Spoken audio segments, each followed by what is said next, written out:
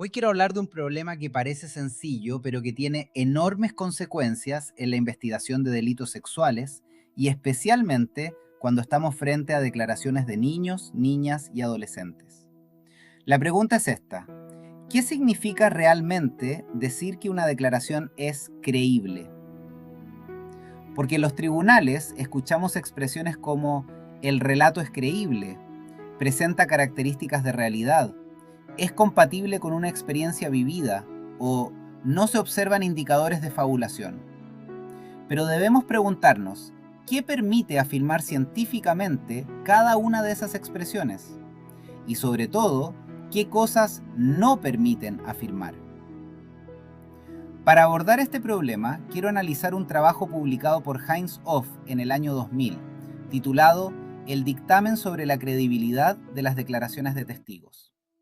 Es un artículo especialmente interesante porque presenta el modelo alemán de análisis de declaraciones y desarrolla una distinción que considero fundamental. Una declaración falsa no necesariamente es producto de una mentira. Y esta distinción cambia completamente la manera en que debemos analizar un testimonio. Partamos por algo básico. Cuando evaluamos una declaración, no estamos evaluando si una persona es, en términos generales, creíble. No existen personas verdaderas y personas falsas. No existen testigos que puedan clasificarse psicológicamente como creíbles o no creíbles para todos los acontecimientos de su vida. Una persona puede haber mentido muchas veces y estar diciendo la verdad respecto de un acontecimiento determinado. Y una persona profundamente honesta puede entregar una información objetivamente incorrecta sin tener ninguna intención de engañar. Hoff formula esta distinción con claridad. El objeto del análisis es la credibilidad de la declaración y no la credibilidad general del testigo. Esto parece evidente, pero tiene una consecuencia muy importante. No podemos evaluar científicamente un testimonio preguntándonos simplemente, ¿le creo o no le creo a esta persona? La pregunta debe ser diferente. Debemos preguntarnos, ¿cuál es el origen de esta declaración? ¿Proviene de una experiencia efectivamente vivida? ¿Proviene de una construcción deliberadamente falsa? ¿Puede haber sido modificada por información posterior? ¿Puede existir sugestión? ¿Existen condiciones cognitivas relevantes para comprender cómo se produjo esa declaración? Esto nos lleva al núcleo del modelo que presenta Hoff. El procedimiento funciona mediante hipótesis alternativas. Y este punto me parece extraordinariamente importante porque transforma completamente la lógica de una evaluación pericial. Hoff plantea 4 grandes posibilidades. La primera es la hipótesis de verdad. La persona está relatando acontecimientos que efectivamente experimentó. La segunda es la hipótesis de incapacidad. Aquí debemos preguntarnos si existen determinadas condiciones cognitivas o psicopatológicas que puedan afectar la capacidad para distinguir adecuadamente entre aquello que fue experimentado y aquello que fue imaginado. La tercera es la hipótesis de engaño. En este escenario, la persona sabe que aquello que relata no fue experimentado, pero conscientemente afirma que ocurrió. Y finalmente tenemos una cuarta posibilidad, que desde mi perspectiva es una de las más importantes: la hipótesis de sugestión. Aquí la persona puede estar siendo completamente sincera, puede no existir ninguna intención de mentir, puede estar convencida de aquello que relata, pero su recuerdo puede haber sido modificado por información posterior, conversaciones, preguntas, expectativas de otras personas u otras formas de influencia social. Pensemos por un momento en la diferencia entre estas dos situaciones. En la primera, una persona dice, esto ocurrió, pero sabe que no ocurrió. Eso es engaño deliberado. En la segunda, una persona dice, esto ocurrió, y realmente cree que ocurrió, pero su representación actual del acontecimiento ha sido modificada por información posterior. Psicológicamente son fenómenos completamente diferentes y por tanto no podemos utilizar necesariamente los mismos instrumentos para evaluarlos. Aquí aparece una afirmación particularmente importante del artículo. Hoffe señala que la hipótesis de verdad solo puede considerarse confirmada cuando las demás hipótesis relevantes de no verdad han podido ser rechazadas. Pero inmediatamente introduce una precisión fundamental. Si la hipótesis de verdad no puede confirmarse, eso no significa que el testigo haya mentido. Significa solamente que no podemos asegurar que la declaración esté basada en acontecimientos efectivamente experimentados. Esta distinción debería estar presente en cualquier análisis forense serio, porque existe una diferencia enorme entre concluir esta persona miente y concluir con los antecedentes disponibles no puedo determinar suficientemente el origen experiencial de esta declaración. Son afirmaciones completamente diferentes. Y aquí entramos al análisis de contenido. Hoffe desarrolla el denominado Criteria Based Content Analysis, conocido habitualmente como CBCA. La idea general parte de una hipótesis. Relatar una experiencia realmente vivida y construir deliberadamente una historia falsa plantearían demandas cognitivas diferentes.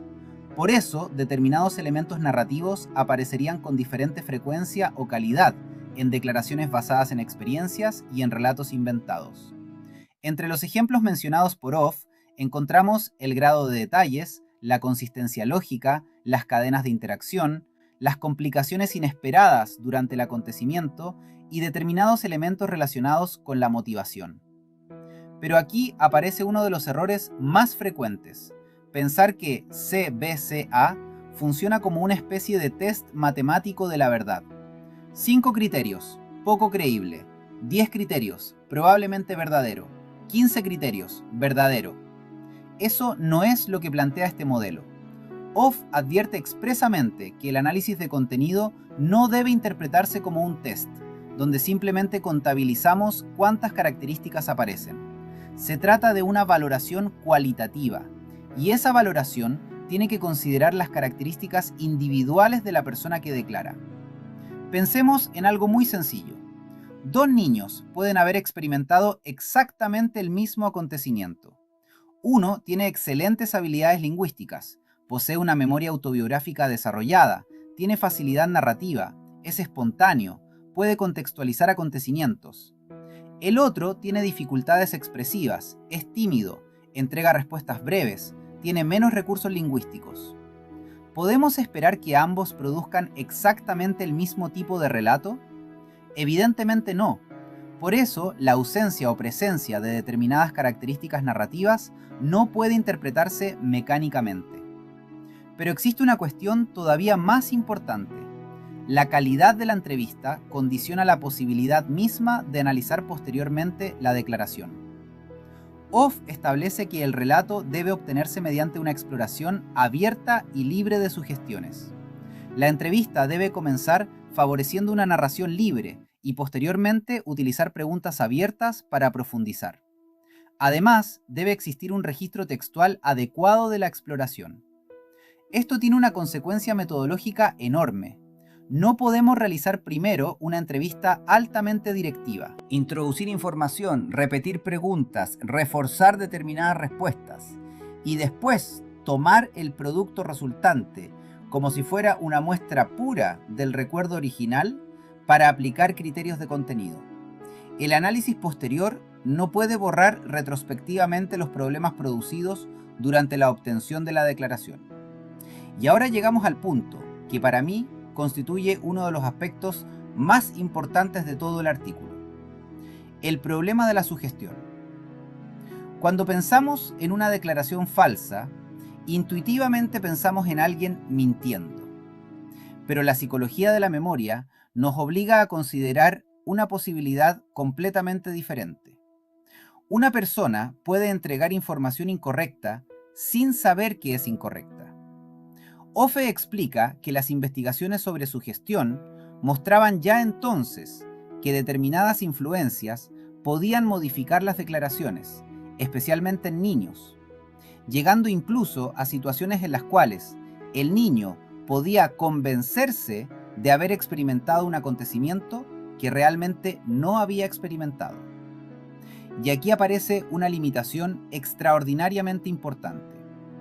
Inicialmente existió la expectativa de que mediante el análisis del testimonio fuera posible diferenciar también entre recuerdos reales y recuerdos sugeridos. Pero Offe señala que esa expectativa no se confirmó. ¿Por qué? Porque una persona que como consecuencia de influencias sugestivas llega a convencerse de haber vivido determinado acontecimiento, puede producir una declaración cualitativamente buena, puede entregar detalles, puede construir una narración coherente, puede describir interacciones, puede estar emocionalmente convencida, y sin embargo, el origen de esa representación puede no corresponder íntegramente a una experiencia realmente vivida. Detengámonos aquí, porque esta distinción tiene consecuencias forenses enormes. Una declaración puede contener características de realidad, y eso no permite por sí solo excluir una hipótesis de sugestión. ¿Por qué? Porque el CBCA se desarrolló fundamentalmente para abordar el problema de la fabricación deliberada. La falsa memoria plantea otro problema. En la mentira deliberada tenemos: no ocurrió, sé que no ocurrió, pero digo que ocurrió. En una declaración sugestivamente modificada podemos tener: no ocurrió exactamente de esa manera, pero actualmente creo que lo recuerdo de esa manera. En ambos casos puede existir una afirmación objetivamente incorrecta, pero solamente en uno existe intención consciente de engañar. Por eso, analizar únicamente las características internas del relato puede resultar insuficiente. Necesitamos salir del relato. Necesitamos reconstruir cómo nació esa declaración. Y aquí Offe introduce algo metodológicamente extraordinariamente importante: la reconstrucción de la historia de la declaración. Debemos volver al principio, no solamente escuchar la última entrevista. Tenemos que preguntarnos: ¿frente a quién apareció la primera información? ¿En qué contexto? ¿Fue espontánea? ¿Surgió después de una pregunta? ¿Qué pregunta exactamente? ¿Qué sabía previamente la persona que recibió esa primera información? ¿Qué expectativas tenía? ¿Qué información aportó originalmente el niño? ¿Qué información apareció después? ¿Cómo reaccionó el adulto? ¿Mostró sorpresa? ¿Reforzó determinadas respuestas? ¿Introdujo información? ¿Volvió a preguntar? ¿Con quién más habló posteriormente el niño? ¿Cuántas veces? ¿Qué información recibieron esas personas antes de hablar con él? ¿Qué preguntas realizaron? ¿Y cómo fue modificándose la declaración a través del tiempo? Offe considera necesario reconstruir precisamente estas circunstancias. Destinatario de la primera declaración, contexto, espontaneidad o interrogación, expectativas del receptor, preguntas realizadas, información efectivamente entregada y reacción de quien recibió la declaración. Esto cambia completamente la unidad de análisis. Ya no analizamos solamente qué dijo el niño, analizamos cómo se construyó históricamente la declaración que hoy estamos escuchando. Y esto es especialmente importante, porque las influencias sugestivas no tienen que adoptar la forma caricaturesca de un adulto diciéndole a un niño: esto ocurrió y tienes que decirlo. Normalmente no funcionan así. Offe lo explica de manera muy interesante. Las influencias pueden surgir de expectativas, de preocupaciones, de preguntas, de reacciones, de conversaciones aparentemente inocentes. Un adulto puede estar absolutamente convencido de estar ayudando a un niño, y sin ninguna intención de contaminar su recuerdo, transmitirle información o expectativas mediante la interacción. Esto nos obliga a abandonar otra falsa dicotomía. No tenemos solamente adulto manipulador versus adulto neutral. Puede existir un adulto bien intencionado que, precisamente porque está convencido de determinada hipótesis, formule preguntas confirmatorias. Y aquí aparece el problema del sesgo de confirmación. Si yo parto convencido de que ocurrió un abuso, puedo interpretar respuestas ambiguas de manera congruente con esa hipótesis. Puedo profundizar respuestas que la confirman. Puedo ignorar respuestas que la contradicen. Puedo repetir preguntas cuando recibo un no. Y puedo dejar de preguntar cuando recibo un sí, sin necesidad de fabricar conscientemente ninguna declaración. OFE identifica precisamente las expectativas del interlocutor y la forma en que éste reacciona ante las respuestas como factores relevantes en la producción de influencias sugestivas. También menciona los estereotipos negativos respecto del acusado. Este aspecto merece especial atención. Imaginemos que, antes de hablar con un niño, alguien le dice: esa persona es mala. Otras niñas han tenido problemas con él. Yo sabía que algo raro pasaba. Aunque después la pregunta aparentemente sea neutral, el contexto cognitivo ya cambió. El niño dispone ahora de información que antes no tenía. Otro elemento señalado por OFE es la frecuencia de las conversaciones e interrogatorios. Cuantas más conversaciones existan sobre el acontecimiento, mayor puede ser la oportunidad para incorporar información posterior, reinterpretar elementos y modificar progresivamente la representación del episodio. También importa la relación entre el niño y quien conversa con él. No es equivalente una pregunta formulada por un desconocido que una pregunta formulada por una figura significativa. Una relación de confianza, autoridad, dependencia o marcada diferencia de estatus puede aumentar la influencia del interlocutor. Y también debemos considerar la claridad del recuerdo original. Cuando el recuerdo inicial es vago, cuando existe ambigüedad o cuando ha transcurrido mucho tiempo, pueden existir mayores oportunidades para que información posterior intervenga en la reconstrucción. Por eso resulta fundamental estudiar la evolución temporal de la declaración, no simplemente buscar contradicciones. Esto es importante, porque una contradicción no demuestra automáticamente mentira. La memoria humana no funciona como una grabación audiovisual. Existen olvidos, variaciones, cambios en el nivel de detalle. Información recuperada en momentos distintos.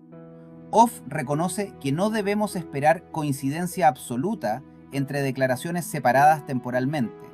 Lo que necesitamos analizar es algo mucho más complejo. ¿Qué cambió? ¿Cuándo cambió?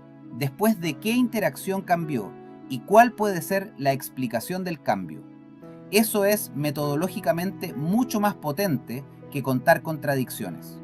Supongamos este ejemplo. Un niño realiza una primera manifestación. No quiero ir a la casa de Juan. La madre pregunta: ¿Juan te hizo algo? El niño responde: no sé. La madre vuelve a preguntar esa noche. Al día siguiente conversa con la abuela. La abuela le pregunta: ¿te tocó? El niño responde negativamente. Durante los días siguientes vuelve a conversar con ambas. Una semana después señala que Juan lo tocó. Posteriormente aparece una descripción más específica. Meses después, durante una evaluación pericial, tenemos una narración extensa, estructurada y rica en detalles. ¿Qué debemos analizar? Una aproximación superficial podría tomar únicamente esa última declaración y preguntarse: ¿tiene criterios de realidad? Pero metodológicamente la pregunta debería ser mucho más amplia. ¿Cómo llegamos desde la primera manifestación hasta la declaración actual? ¿Qué información apareció espontáneamente? ¿Qué información apareció después de preguntas? ¿Qué elementos estaban presentes desde el comienzo? ¿Qué elementos aparecieron posteriormente? ¿Qué conversaciones ocurrieron entre una declaración y otra? ¿Quién tenía información previa? ¿Quién introdujo determinada información? ¿Existieron preguntas repetidas? ¿Existieron refuerzos? ¿Existieron estereotipos respecto del imputado? ¿Existieron hipótesis alternativas que nunca fueron exploradas? Y solamente después de reconstruir esa trayectoria, podemos comenzar a discutir el significado de la declaración final. Esto nos lleva a otro punto extraordinariamente importante. Puede existir un momento en que científicamente ya no podamos determinar el origen de determinados contenidos. Y eso también es una conclusión. Hoff señala que, cuando se acumulan determinados factores en la historia de la declaración, puede llegar a una situación en que la veracidad ya no pueda aclararse adecuadamente. Esto no significa el niño mintió, tampoco significa el hecho no ocurrió, significa algo mucho más preciso. Con la información disponible y dadas las condiciones en que se desarrolló la declaración, no podemos discriminar suficientemente entre determinadas hipótesis alternativas. Eso es reconocer un límite epistemológico. Y reconocer los límites de un método es precisamente una característica de la ciencia. Hay otro aspecto del artículo que considero especialmente importante para la práctica judicial: la observación de las emociones. ¿Cuántas veces hemos escuchado: lloró cuando contó los hechos, se veía afectado, su reacción parecía genuina, presentó angustia? Pero debemos separar dos preguntas completamente diferentes. Una cosa es preguntarnos si una persona está experimentando una emoción. Otra muy distinta es determinar por qué. Hoff recuerda que la investigación sobre detección del engaño muestra rendimientos muy limitados y señala que la expresión emocional que acompaña una declaración no constituye por sí misma una demostración de su credibilidad. Una persona puede llorar y decir la verdad. Una persona puede llorar y estar equivocada. Una persona puede llorar porque recuerda. Una persona puede llorar por miedo. Una persona puede llorar por vergüenza. Una persona puede llorar por el contexto judicial. Una persona puede llorar porque está siendo interrogada sobre contenidos emocionalmente significativos. La emoción es real. Lo que no podemos inferir automáticamente es su causa. Por eso debemos ser extremadamente cuidadosos cuando transformamos indicadores emocionales en evidencia sobre la ocurrencia histórica de un acontecimiento. Y aquí podemos establecer una distinción muy sencilla. Sinceridad no es exactitud. Una persona puede ser absolutamente sincera y estar equivocada. Del mismo modo, coherencia no es verdad. Detalle no es verdad. Emoción no es verdad. Y tampoco, inconsistencia significa necesariamente mentira. Cada una de esas inferencias necesita una justificación independiente. Ahora bien, también debemos leer críticamente a Hoff. Estamos analizando un artículo publicado en el año 2000. No corresponde convertirlo en una autoridad incuestionable. Algunas de sus afirmaciones deben ser examinadas a la luz de la investigación posterior. Por ejemplo, el propio artículo otorga importancia al análisis de constancia y a determinadas modificaciones entre declaraciones. Actualmente sabemos que la relación entre consistencia y exactitud es mucho más compleja que la idea intuitiva según la cual, si ocurrió, siempre debería contarse exactamente igual. No funciona así, pero precisamente por eso este artículo sigue siendo conceptualmente valioso. Porque contiene una advertencia que todavía hoy resulta fundamental. No debemos confundir la hipótesis de engaño con la hipótesis de sugestión. Un método capaz de identificar determinadas diferencias entre relatos deliberadamente inventados y relatos basados en experiencias no necesariamente posee capacidad para distinguir entre un recuerdo verdadero y una representación sinceramente aceptada que haya sido modificada mediante sugestión. Hoffe lo reconoce expresamente. El análisis del testimonio no permite, por sí solo, diferenciar adecuadamente un testimonio sugerido de uno basado en una experiencia real. Y esta idea tiene una enorme importancia en delitos sexuales. Porque cuando analizamos declaraciones infantiles, no podemos reducir las posibilidades a dos: dice la verdad o miente. Existe una tercera posibilidad que científicamente debemos considerar. Puede estar diciendo sinceramente algo que no corresponde exactamente a la experiencia original.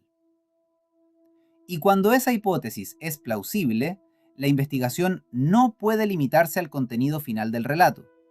Necesitamos reconstruir su historia. Por eso, frente a una pericia que concluye que una declaración presenta características compatibles con una experiencia vivida, yo formularía varias preguntas. ¿Qué hipótesis alternativas fueron consideradas? ¿Cómo fueron operacionalizadas? ¿Qué antecedentes permitirían rechazarlas? ¿Se investigó únicamente la hipótesis de fabricación deliberada?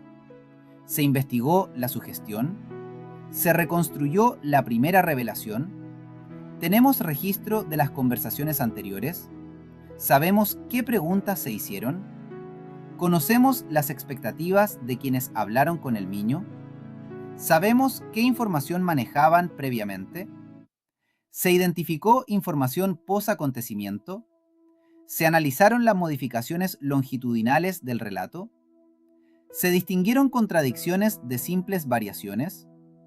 ¿Se consideraron las capacidades cognitivas y narrativas individuales? ¿La entrevista que produjo el material posteriormente analizado fue suficientemente abierta y libre de sugestión? Y finalmente, ¿qué resultado habría llevado al perito a rechazar su propia hipótesis? Esta última pregunta es especialmente importante, porque un procedimiento científico no puede estar diseñado únicamente para encontrar elementos que confirmen aquello que inicialmente sospechamos. Necesitamos saber qué evidencia podría contradecir nuestra explicación. Si todo resultado posible termina siendo interpretado como compatible con la misma conclusión, tenemos un problema de falsabilidad. Si tiene muchos detalles, confirma. Si tiene pocos detalles, se explica por la edad. Si recuerda, confirma. Si no recuerda, se explica por el trauma. Si mantiene el relato, confirma. Si lo modifica, se explica por la memoria. Si muestra emociones, confirma. Si no muestra emociones, también puede ser compatible. Cuando una hipótesis puede absorber cualquier resultado,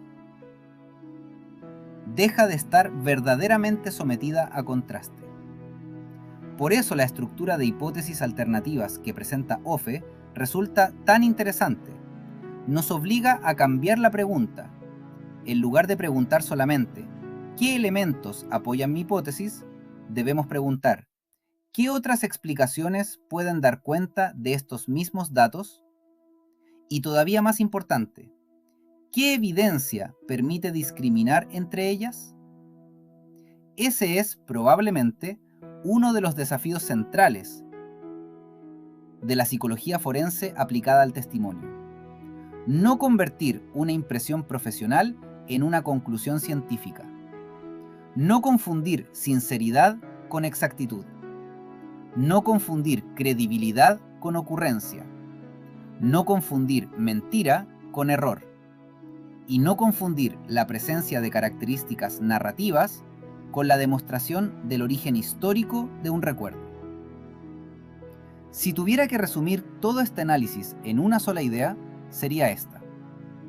Una declaración rica, coherente y aparentemente convincente puede constituir evidencia relevante frente a determinadas hipótesis de fabricación deliberada, pero no demuestra por sí misma que el recuerdo esté libre de sugestión, contaminación o información posterior. Por eso, cuando evaluamos científicamente una declaración, no basta con mirar el producto final. Tenemos que reconstruir el proceso, tenemos que volver al principio, tenemos que estudiar cada interacción relevante, tenemos que distinguir qué información apareció espontáneamente y cuál apareció después. Tenemos que analizar las preguntas, las expectativas, los refuerzos, las conversaciones, la información post-acontecimiento, los cambios y las explicaciones alternativas. Porque al final, La pregunta científicamente relevante no es simplemente ¿este relato parece verdadero? La pregunta mucho más rigurosa es ¿qué hipótesis explica mejor la existencia, el contenido y la evolución de esta declaración? ¿Y qué evidencia tenemos para descartar razonablemente las explicaciones alternativas? Esa diferencia puede parecer pequeña, pero separa una valoración intuitiva de un verdadero análisis científico del testimonio.